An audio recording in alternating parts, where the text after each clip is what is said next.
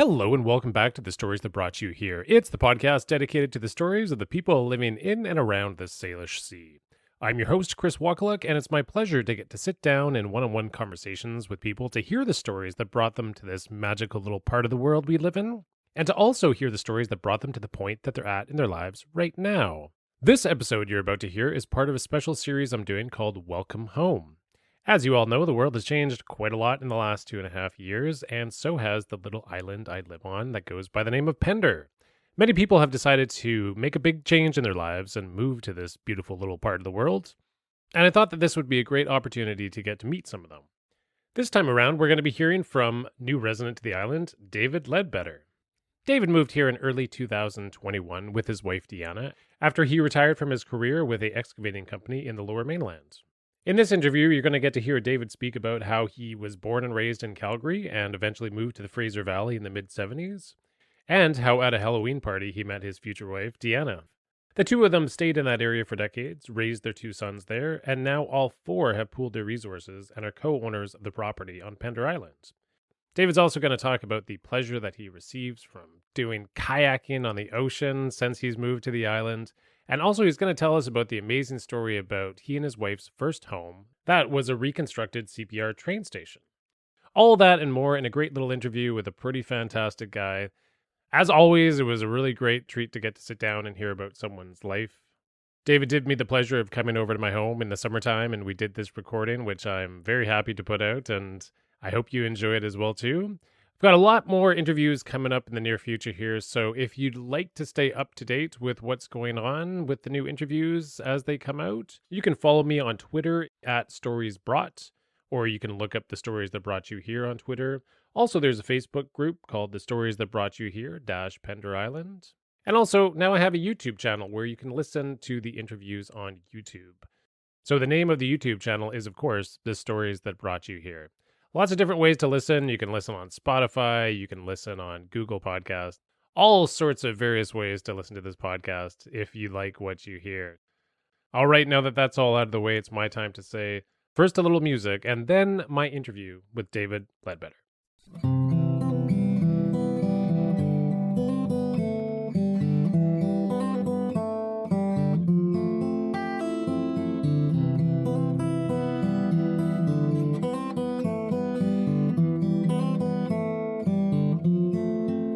What was your introduction to the Gulf Islands? Well, two introductions really. When my girlfriend and I, who is now my wife, we took a weekend away together to Salt Spring. We stayed in a bed and breakfast there, and a big exciting event at that time was we went out for a little canoe paddle and tipped the canoe over and had a little struggle back to shore, and she's terrible with swimming, so it was a bit of a panic.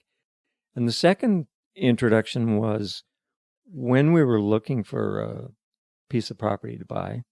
Her cousin suggested that we try Pender Island. He'd been here before.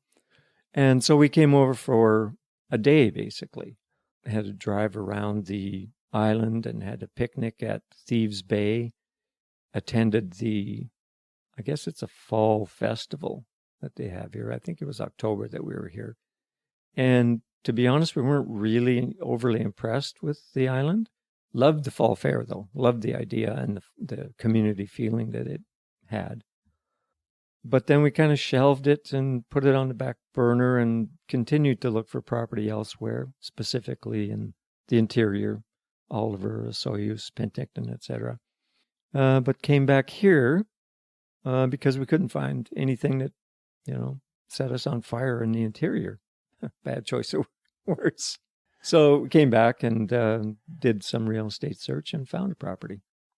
So the main reason was the financial possibility making itself available? Well, there's obviously there's lots of things that come into play, but yeah, the financial part was important, but also the idea of, I think I mentioned this to you before, the idea of living in the Gulf Islands is like a dream. Being a prairie boy from Calgary, beautiful BC always seemed like the mountains and the ocean, and taking a ferry from Vancouver to Vancouver Island, you sail through the islands and you see all that fantastic beauty and you think how nice it must be to live here. So 40 years later, I'm thinking, well, maybe we could live on the islands. Maybe it is a possibility. Mm-hmm. And so how long has it been since you've moved here exactly? I've been here for a year and a couple of months. Not long. Yeah, no doubt. And so maybe you can tell us a little bit about the process of finding a place and the one you chose. And well, the process was surprisingly short and blunt because it's difficult to get from Vancouver to here and spend any amount of time searching for properties. The ferry system being what it is, I can't tell you how many. Well, I think 3 times we came over for a day trip and thought, oh, we've got the whole day to look at property. Well, it turns into like 3 hours because the ferry, we got to get back an hour and ahead of the ferry sailing. So it really makes it a short period of time. As I said, we came over a few times for day trips. We stayed one time overnight, stayed at the woods so that it gave us more opportunity to look at properties. And my wife has a friend who's a realtor, so she set us up with viewings and even came over for one day. And it was kind of difficult to get to the places, meet with a realtor, have a tour through it, and again, get back to the ferry on time. So it was a bit of a challenge. yeah, that's funny. Don't even really think about that, right? You think, No. And it's the same when our friends come to visit. I'm sure they come here with the idea that, oh, we've got a day or 2 days, but the ferry timing is always an issue. Yeah. I think we all know about the difficulties of the ferry schedule and to be honest, that's probably part of what makes the culture here what it is, because it is so difficult. It turns a lot of people off, and all the better for us. Yeah, totally. That was actually the first thing, or one of the first things I noticed about how this island operates is that if you're in any small town in Canada on the side of a highway, you've got drive-through traffic, you have big rigs, you have people passing through, and people are just on their way to other places, where here, this is your destination, right? Exactly, and so it totally changes how the culture of the island is. Mm-hmm. But okay, so you found a place that suited what you were looking for? Right. We found a couple of places, and the one that we ended up deciding on ticked enough of the boxes financially and what it offered that we could move right in, as opposed to having to do an immediate renovation or cleanup.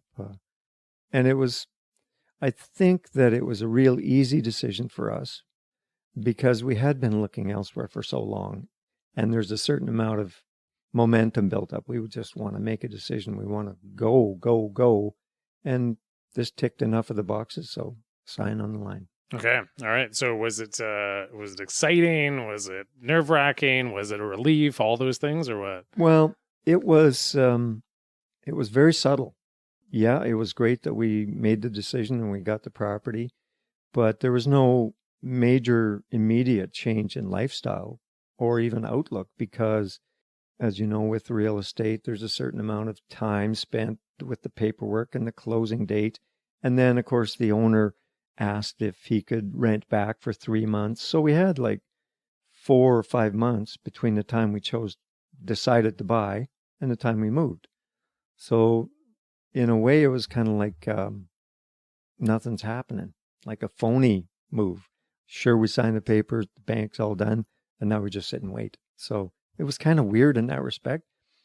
For me, it hit me when I brought a trailer load of personal belongings over to the island on February 27th, which is my birthday, and it was a gorgeous, gorgeous day. I parked and looked out the ocean at Hope Bay, and I thought, this is beautiful. This is it. This is great. So that's when it really hit me. And we still had another week of moving and cleaning, and then we were in. And also kind of officially retired at that time too. So gone from working 50 or 55 hours a week to not working. Oh, okay. Well, let's jump into there. What were you doing as a career? And I worked in construction, ran equipment, and the company I worked for installed septic systems as well as other excavating duties. And it was a small company, myself, the boss, and occasionally one or two other employees. So there was no shortage of hours to work and a lot of responsibility too. So that was a full-time job. And to switch to retirement was a little weird. So then shortly after moving here, I happened to notice an ad online, Poets Cove, looking for a driver / maintenance. I thought, I'll give that a try because I've got time on my hands, and landed a little part-time job there. And that's where you and I met. Right on. Yeah. The rest, as they say, is history. Yeah. So where were you living at that time when you were working for this company? I lived in an area between Langley and Aldergrove, just off of the Fraser Highway. It was a rural setting, and my commute was a 5-minute drive to the boss's yard or house. So it wasn't the typical mainland lifestyle for us. It was pretty easygoing. We rented a house on an acreage, and as I say, I had a 5-minute commute, so I wasn't fighting traffic as so many people have to. So that part was good, and we stayed in that area for probably 15 years and raised our 2 sons in that area, in a little pocket at 232nd Street and Fraser Highway. We moved to a couple of different locations in that time, but we got involved a little bit with the community. Our youngest son, played minor hockey in Aldergrove, so we met many people through minor hockey. Pretty good place to live. Pretty good place for the kids to grow up. Cool. And so you said that you were working 50 or 55 hours a week pretty consistently. That's a lot of hours to be putting in. Yeah, it is. A lot of that was taken up with driving. The type of work that we did took us anywhere from as far away as Whistler to the northwest and Chilliwack to the east. So there's a lot of driving involved. Typically, it would be 3 or 4 hours of driving on every single day. So that kind of pads the books a little, if you know what I mean. It's a lot easier to drive than to work the equipment. Yeah. And your wife, actually, what is your wife's name? My wife, Deanna, she kept her last name. I always joke that she kept her last name because she doesn't know how to spell Leadbeater. Deanna Everett, she does graphic design. She said her own business for a number of years. The last few years before retirement, she worked in a care facility as the art director. They had an art program for the residents that was, from all accounts, just fabulous for those residents. It really spiced their lives. It made a contribution to their lives. A lot of the people, of course, wouldn't be bothered with it, but those who did come to the art room 2 or 3 times a week, they just had a reason to get up in the morning. They couldn't wait to get the doors open in the art room so they could go and do their project. So art, I think, is a great outlet for many people. And for those seniors who are in a home like that, I mean, there's not a lot else to do there. It's television, meals, the occasional outing with the bus. But if you have something in that home that stirs them and encourages them to express themselves, it makes their lives so much richer. I can believe it. Yeah. Yeah. Art's really important. Being able to engage your mind and spend that time thinking creatively, making things. And I think that it's such a important component of being a human being. Yeah. And you said that you two raised 2 sons while you were... We did, yeah. 2 boys who couldn't be more different from each other if you planned it. One of them hates hockey, prefers individual sports, but not a hockey fan.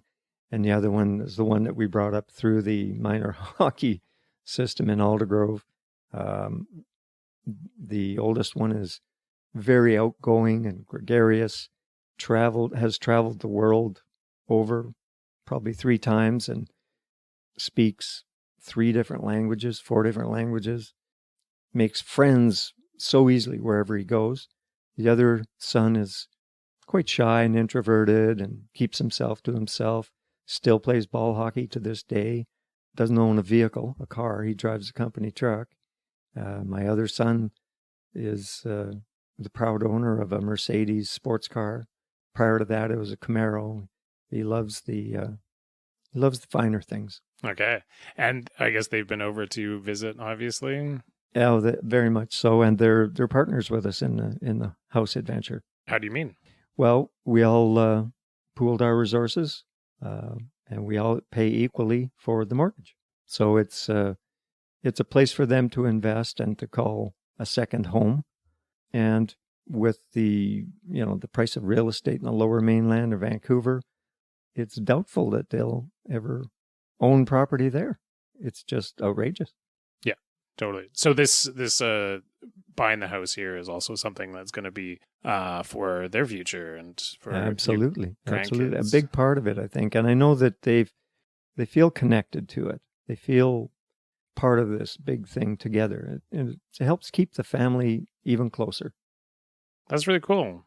Yeah, really. Yeah. It's really neat, actually. I'm hearing way more stories in the last couple of years about families pooling their resources together and doing something that was more common in the past, about having shared spaces and being able to buy property together in order to take care of each other and help each other out. Yeah, for sure. I mean, I know that many of the stories are of parents now moving home to live with their kids. Yeah. That won't be for us because we're separate. We're in a different geographical location, but in a way it is us because we're all in the home together. We're all investing in it together. So it's our home, not just mom and dad. Yeah. I was just curious about the experience of being here for just over a year. So you moved here in the very early spring, so late February, and you've had a full year, spring, summer, fall, winter. How has the experience been? How has it been different from what you expected? How has it been the same from what you expected? Maybe you could fill us in on that. Well, I can't really say that I came here with a lot of expectations, other than, I'm going to have so much time on my hands now. I'll get a boat and we'll spend some time on the water, and we'll start building the house right away. And none of those have happened. Largely because you really don't have that much time on your hands.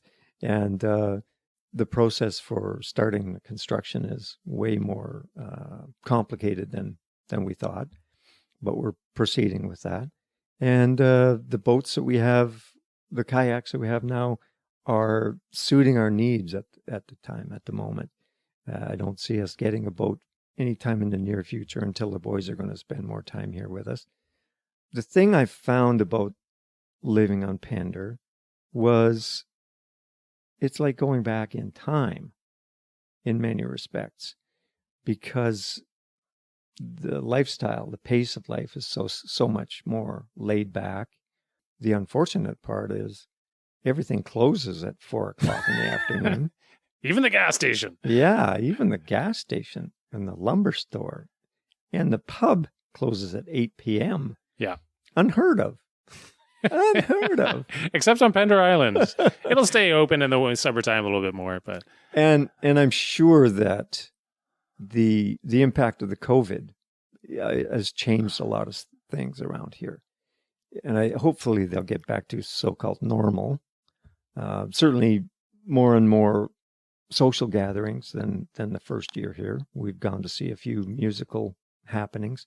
So I'm sure that will gradually get back to normal. But I worry that the businesses are struggling so much with the need for workers that it'll really inhibit things like allowing the gas station to stay open till 7 or 8, allowing stores to stay open longer and restaurants to stay open longer, which I do miss. I miss that from my previous life. But back to my first impressions or my first year in Pender, I sometimes catch myself as I'm driving home or driving through the island. I just want to pinch myself because it's like a dream. It's so perfect. It's so beautiful here and so welcoming and just plain nice. Yeah. And so you mentioned kayaking. So you and your wife were spending some time on the water. Did you do that before, any sort of water activities, or is that just brand new to the experience of being on Pender? No, that's brand new. When we decided that we were going to buy the house, we bought a couple kayaks, and that's 6 or 8 months in advance of moving here, it seemed like, and didn't get them in the water until we got here. And now we've explored a certain amount of the waters around Pender and looking forward to more of it this summer. But it seems to be, well, maybe it's me, weather related. It's just not pleasant to go out when it's cold and rainy. So the winters are kind of a write-off in that respect. Sure. But the other thing that goes hand in hand with the kayaks is the experiencing nature of the island. There's so many trails, ocean access trails, that it kind of blew me away to see how many spots a person can go on this island to just get out in nature, get to the ocean without really disturbing anybody. And that's the biggest thing that I find on Pender is just about wherever you go, you never find a crowd. You go to a beach, you're often the only person there. Yeah. So, and we're really spoiled here in that respect. When I look back, life on the mainland, wherever you went, there was a crowd. And that has a big effect on your outlook, I think. When you're there in nature by yourself or, with a couple other people, it's totally different from if you're at the lake shore with hundreds of other people. You're focusing on it, thinking about other people or what they're doing or what their boombox is playing instead of, here I am in nature. Totally. Yeah, I know. And it's funny though too, right? Because my wife and I have been going for walks almost every night the last week. And most of the time, this last week in particular, we haven't run into anybody. And it's always the topic of a conversation at the end of the walk. Like, that was so great. We just had that experience all to ourselves. And I think that as humans, it's something that we value to have those moments. But then also we're social creatures as well too. So the idea of being able to communicate with other people is I agree. I think in all honesty, we have a greater inner desire to socialize with other people than we do to get away from people. Yes. But they're not mutually exclusive. When you've spent so much time socializing, you really enjoy the peace and quiet of being away from people too. Yeah, totally. Any spots on the kayak that you've enjoyed more than others that really stand out to you? Like where do you usually launch your kayaks from? Mortimer Spit is our favorite. We have yet to launch them from Thieves Bay. I think that'll be the next one, just because of ease of access. I did enjoy a trip we took from Port Washington. Yeah, Port Wash, the docks there, down all the way down to Otter Bay and where the ferry terminal is. That was probably the best trip we've done. I enjoyed that a lot.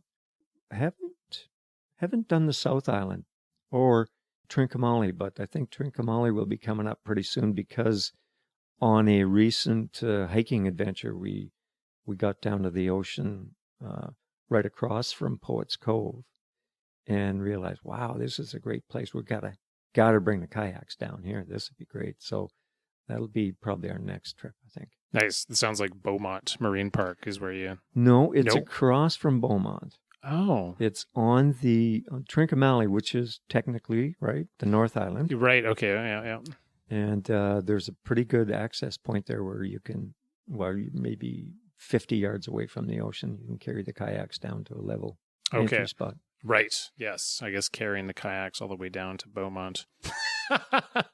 That's a long way to go. Yeah, not doing that. No. And so you mentioned earlier that you were a prairie boy and that you grew up in Alberta. What? Born and raised in Calgary, but moved away in 1974. So I've spent more time here in BC now, so I can call myself a British Columbian, I think. Okay. When you grew up in Calgary, what sort of memories do you have of that experience being there? As a child, I got a newspaper route, deliver the morning newspaper in Calgary, which is, it's kind of nice in the summer to get up in the morning and it's so quiet and nobody around and the sun's coming up. And then winter comes around and it's 30 below and nobody's around and it's freezing and it's windy. And so that's one memory. Another memory is in Calgary, living with people who boarded horses, and I ended up owning a horse. I don't recommend it. I don't recommend it. How come? A lot of responsibility and cost. And I think maybe in Alberta it's fine because there are lots of places to ride, but BC it's much, much less. There's so many fences and it's not as easy to take a horse out. But responsibility of a horse is enormous. Let's see, what else? Early days in my construction career, learning to run a bobcat for the first time. It took me quite a while, but that was a big deal. That set me on my way to meeting people in the industry and teeing up with a fellow by the name of David Holmberg, who owned the bobcat dealership in Calgary. And he's the one that encouraged me to move out to BC with him. So in 74, we both moved out here to Abbotsford, and he started another bobcat dealership there. I worked with them there for almost a year, I guess. And then I bought a bobcat from him and became one of the first owner-operators in BC. February 1st, 1975. Whoa, okay. Yeah. So that brings me to Abbotsford. Lived there for a number of years. Met my wife there at a Halloween dance, where she and I won the best costume. Gotta know, what were you wearing? I was dressed as Buck Rogers, space cadet, and she was, well, I guess she was a space girl. There wasn't really any definition there, but she was there because her parents owned the banquet hall where the dance was. And that's where I met her. Okay, so she was dressed also in some sort of futuristic space outfit? Very sexy futuristic space outfit, yeah. Okay, and so that appealed to the Buck Rogers in you. That's interesting. So you guys met that night, and then met that night, yeah. And it like every romance, had its ups and downs. It was pretty intense in the beginning, and first thing, well, not the first thing, but shortly after we started getting involved, she said, "Oh, by the way, I'm going to the South Seas for 6 months on a trip by myself." So that could have been the end right there, but we hung in, and when she came back, we started up again. And it all worked out. Do you guys have photographs of that night at the Halloween dance? No. Sadly. It's just a photograph in your mind. That's all. Man. Yeah. That's I actually always really like hearing how people met. That's interesting. I agree. It's interesting. Yeah, it is. It is always interesting. I wanted to make sure that we got to this before we ended, which we're not quite there yet. But when we were talking on the phone and going over a couple things, that you mentioned that there is a large project that you were involved with about constructing and destructing and rebuilding and all this. And I think I blame my wife. Okay. I blame my wife. All right. But I would love you to share that story with the people who are listening. So in about 1980 in Abbotsford, they were going to bulldoze the old 1911, 1912 train station because it had been used as a bottle depot for a number of years. CPR was going to sell the property, ended up using it for a parking lot. And they offered the sale of the building itself to the Historical Society, and they were very interested in it, but they couldn't come up with a plan or money to move it. So my wife, whose mother and father owned a property in Abbotsford that was called Heritage Valley, agreed to take on the purchase, and I said, okay, yeah, I'll move it. But also in 1980, there was a major recession, so my business had a lot of downturn, and so I had a lot of time on my hands. In the end, what had to be done was cut the building up into manageable sections, wall sections, roof sections, lifted onto a flat deck with a crane and moved to their property for reassembly. The reason that was the only way to go was difficult access to the property. Plus, this was the 2-story building, so the cost of lifting wires or disconnecting power lines and whatnot, and the move itself would have been prohibitive. So we moved the panels up, and over the course of the next few years, reconstructed with the help of a lot of friends and a little bit of money, reconstructed the building on the property, and it became our first home. After we were married, we moved into the upstairs portion of the train station. We built it, rebuilt it according to the original plans that we were able to secure, but we totally changed the upstairs portion, which was a 20 by 20 living accommodations, sitting room, kitchen, bathroom, bedroom, just enough for the two of us. But everything else was kept to code and kept to the original plans. We spent hours and hours scraping paint off of trim and fixing windows, and had to remanufacture pieces of siding to match the old siding that had rotted away. Pretty big project, but so proud of it now, looking back on it. In the end, it became the operations office for the small resort called Heritage Valley, where the office would book weddings for the banquet hall. There was also a tennis club and beautiful garden setting and a 29-site campsite as a member of the Coast to Coast camping network. But the train station still stands there today, although the property is inactive. The people we sold it to chose not to continue the business. When you were telling that story, the first thing I thought of when you said that you were living in there was like, what was it like living in that space? It was very comfortable for the two of us. The inside, the living accommodations upstairs had vaulted ceilings, skylights, very modern, rounded corners on the gyprock, just because that was the style. And it was pretty cool.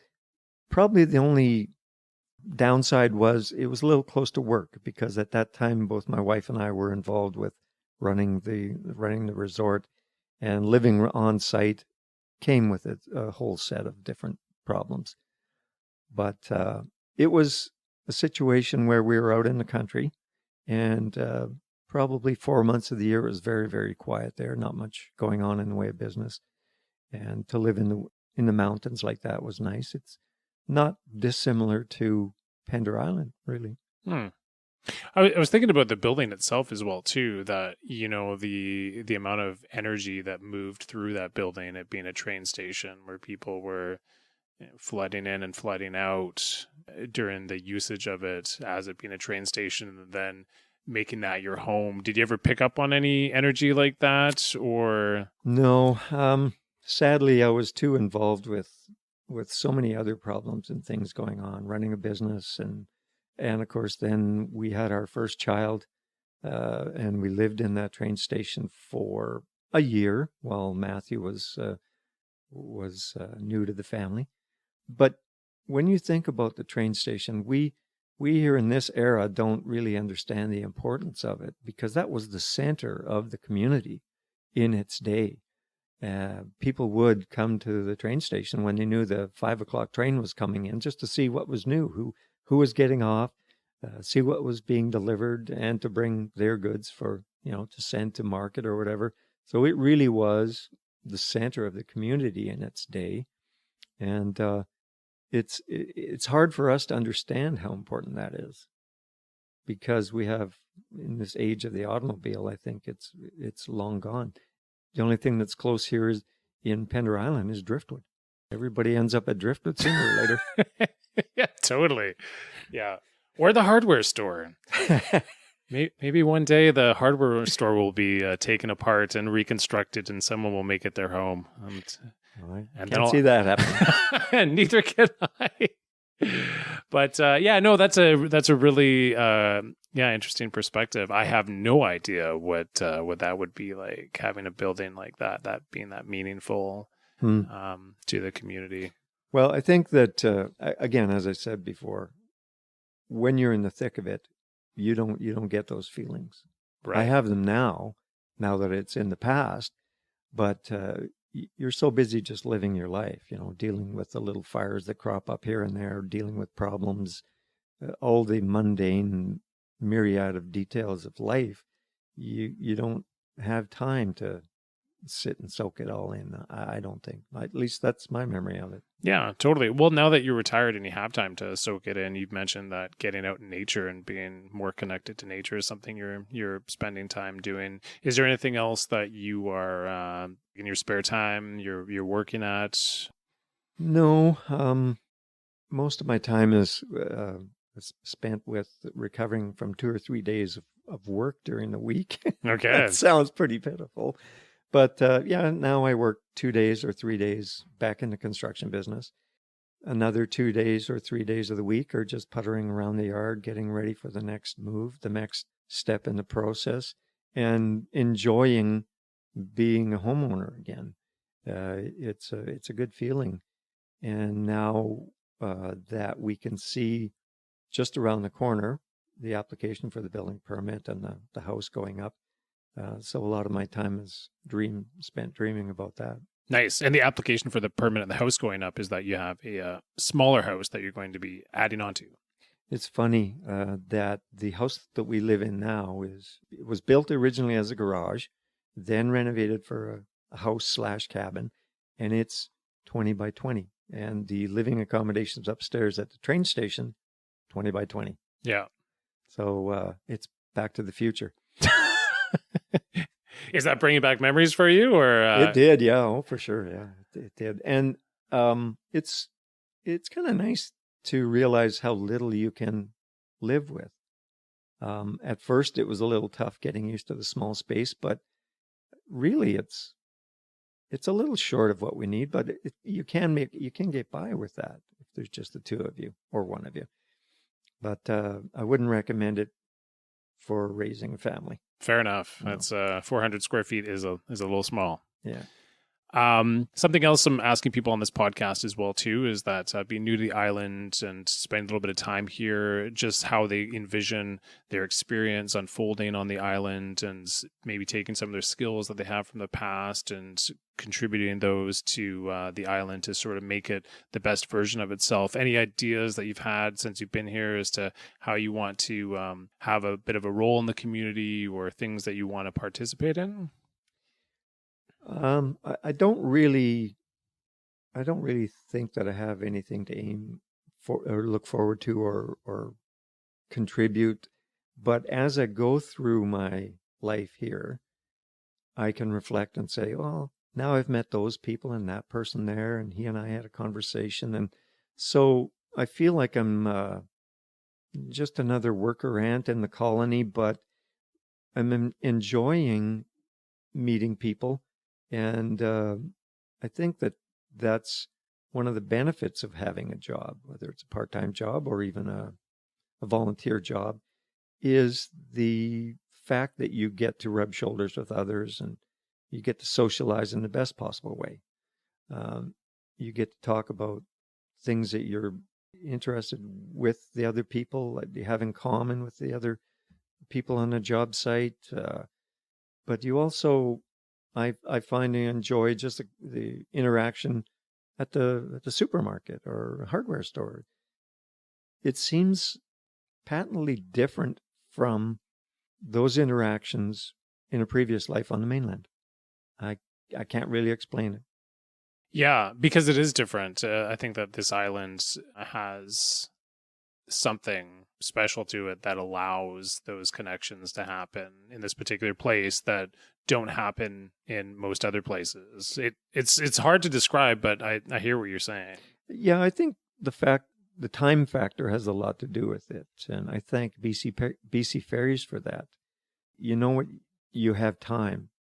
You have a very concise definition of time. I don't have to rush to do this or do that because there's time. And it seems like everybody else has a lot of time on their hands. Enough time to stop and have a 2 or 3 minute conversation. Yeah. Which is not the same thing in the hustle bustle of the Lower Mainland. You just don't seem to have that time. Kind of a contradiction when I say that BC Ferries gives you that time, but it's all part of the big package. Yeah, totally. And it's interesting what you're saying about wanting to share connections with people. And because you're a really friendly guy who likes to chat. And that's the reason we're actually doing this podcast, is getting to work with you just a little bit, a poet. So I was like, oh, Dave's got interesting things to talk about. And you wanted to engage in conversation. And you're a great conversationalist, and you're somebody who likes to share and listen. And I think that's a wonderful contribution to make to our small island, our community, because being someone who's open and a listener and a good communicator is something of great value. High praise. Thank you. All right. Well, we've reached the end of this journey, but before we sign off here, is there anything else that you want to share with the people of Pender Island and other people who might be listening? I think that the people in Pender should always take a minute to think and thank whatever their belief may be, that they live in such a wonderful place, and that the most important thing is acceptance of others, because there's an awful lot of vitriol on places like the Pender Forum, although this is what I've heard. I'm not a forum guy, but I think by and large everybody on the island is very accepting. And I hope it continues that way. There is kind of a us against them mentality here when it comes to people who consider themselves Penderites against people who come as a part-time occupant, whether it's vacation home or a second home, or just come for the tourists that come from the weekend. I think we all have to just back off a little bit and accept people for who they are, and not judge. Yeah, we're all human beings having this shared experience. Yeah. All right. Well, there's one more thing left to say, and that's the title of this podcast, and it's Welcome Home. Welcome home. Thank you. All right. Well, once again, thank you to David for doing that interview, and thank you for listening. It's been really fun to get to meet some of the new people moving to the island here and getting to see what their experiences are like and how they're integrating themselves into the community. I think I have at least one more of these coming up, and then I will be doing full-length podcasts again. So stay tuned for that. Thank you to Ben McConkey for providing the theme music for this podcast. And until next time.